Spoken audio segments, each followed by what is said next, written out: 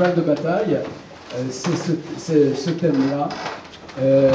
Pour résumer en un mot un peu lapidaire, je ne me contente pas de faire un bouquin, j'essaie de porter le bouquin un peu partout pour dire encore un peu plus fort, arrêtez de râler et allez-y. Voilà un peu le résumé de mon... On est obligé de s'impliquer davantage. Et ça, dans le rôle de l'élu local, c'est ça qu'il faut appréhender maintenant, c'est comment faire pour se battre, pour obtenir des choses. Avant, on avait une rue à nettoyer. Il fallait prendre un cantonnier, lui, il nettoie la rue. S'il vous plaît, monsieur. Et aujourd'hui, il faut faire 4 notes et 5 courriers au président pour qu'une rue soit nettoyée correctement par les agents de la communauté urbaine qui, au lieu d'être chez nous, sont dans la commune d'à côté parce que c'est la sanité oblige. Vous voyez ce que je veux dire? Juste une petite question. Vous êtes quelqu'un qui a milité beaucoup.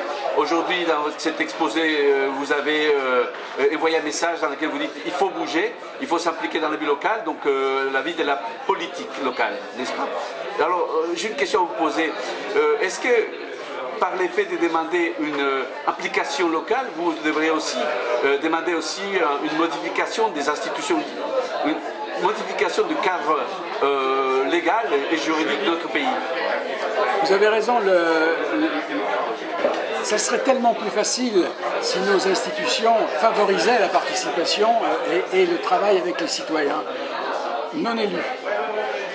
Aujourd'hui, ça n'existe pas. Donc, ou très peu. Ce que j'essaie de dire, c'est qu'il faut effectivement modifier les règles du jeu, les pratiques politiques, et pour ce faire, il faut s'impliquer localement dans les élections locales. C'est à ce niveau-là qu'ensuite on vote pour des sénateurs. Et là que l'on choisit des sénateurs qui peuvent peut-être changer les lois. Donc indirectement on pourrait faire les changements. Très bien. J'ai une autre question à vous poser. C'est une guide finalement pour les élus, pour les futurs élus d'une ville comme Friel. Est-ce que vous avez là? Pourquoi pas. En tout cas, c'est un guide.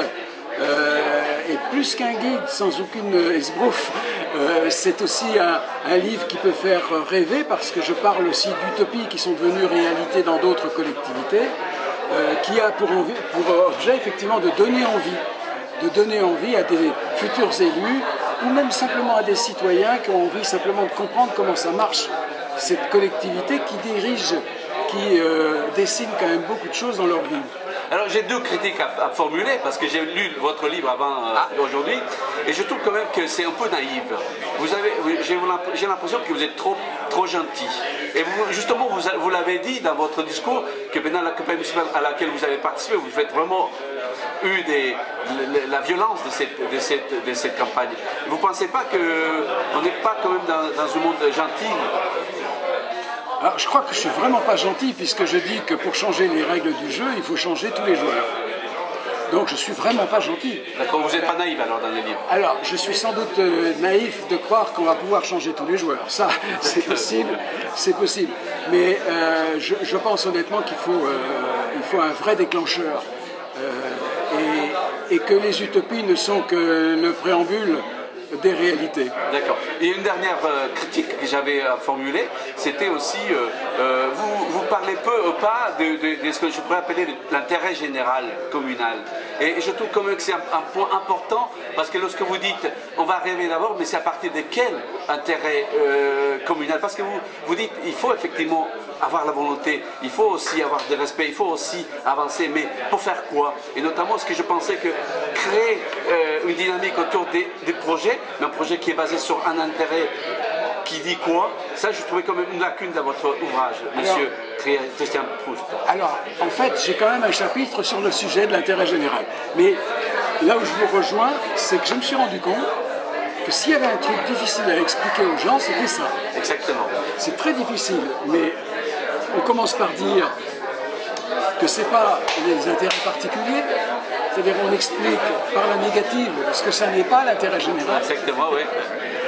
Et puis ensuite, j'essaie de donner des exemples concrets de ce qu'est l'intérêt général.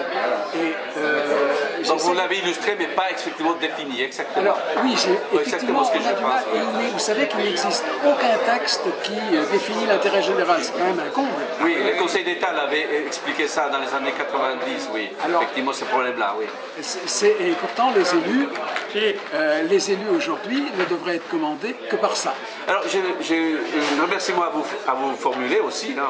Vous étiez pédagogique, didactique, et puis je vous remercie énormément. Et puis un dernier message peut-être. Le dernier message, c'est bougez-vous parce que la situation est quand même grave. Merci monsieur. À ne pas confondre avec l'autre.